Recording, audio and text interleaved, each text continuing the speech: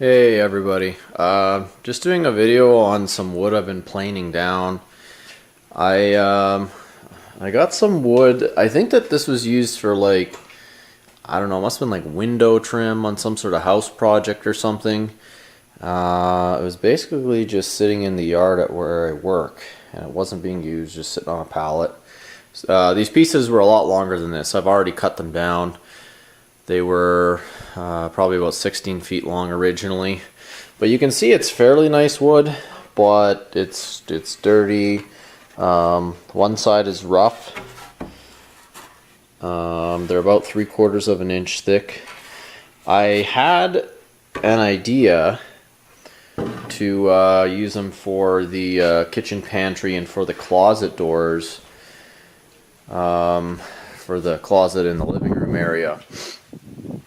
And I started doing it. I thought I could sand them down to where I wanted them to be. And this is another one here. So yeah, some of them are close to 12 inches wide. But it just wasn't going to look the way I wanted to. Some of them were warped. I found out that some of them the thicknesses weren't quite right. So if I were to put them side by side, that would be noticeable. And I kind of debated for a while what to do, and I ended up deciding to buy a planer.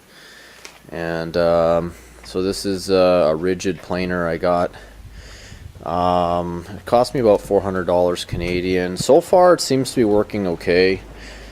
I wasn't really too happy having to part with the money, but I figure I'll have a tool that I can use later for other projects as well. So here's another board, but you can see it's fairly rough looking cedar. It actually wasn't warped too bad. It was warped like cupped, so kind of bending like this on the longer pieces.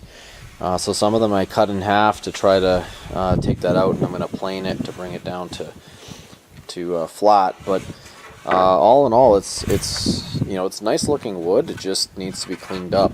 And yeah, I think I spent like 2 hours just sanding like one board, and I said enough with that. So here's some of the finished product.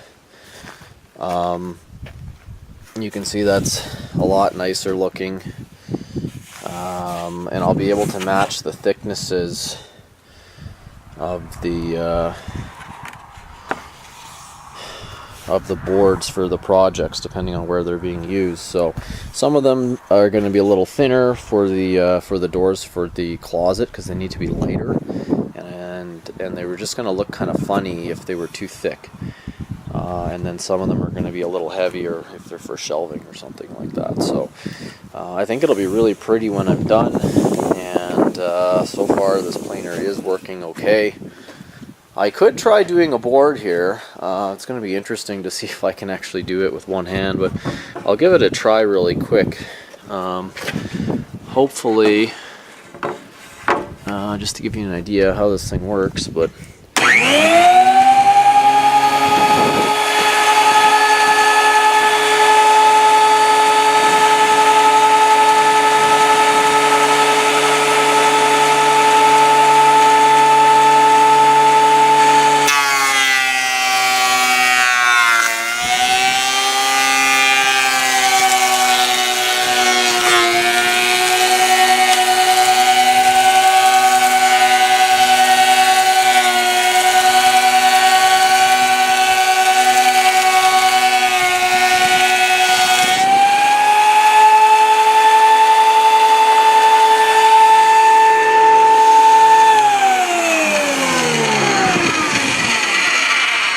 so as you can see, this one turned out pretty good. I'm gonna have to do another pass on there because right here it didn't quite get it, and of course I got to do the other side as well. So, but yeah, it's been working pretty good, and hopefully the finished product will turn out all right.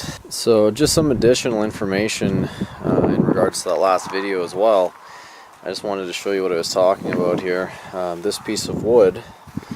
Of course, shadow. Okay, so this piece of wood, you can see right here that this didn't get planed at all. And over here, this got planed quite a bit, and it's really nice grain, obviously. But yeah, this piece of wood, well, it's not anymore, but this side here was actually fatter than this side. So you know, you try doing a project where everything is supposed to line up, and then you've got, you know, 1/8 of an inch that you're trying to sand off or something like that, and it's just, I could try using a hand planer, but I think it would give more inconsistent results. But so this thing needs a few more passes, but this is just a beautiful piece of wood, and I think I'll be making some fairly nice pantry out of this.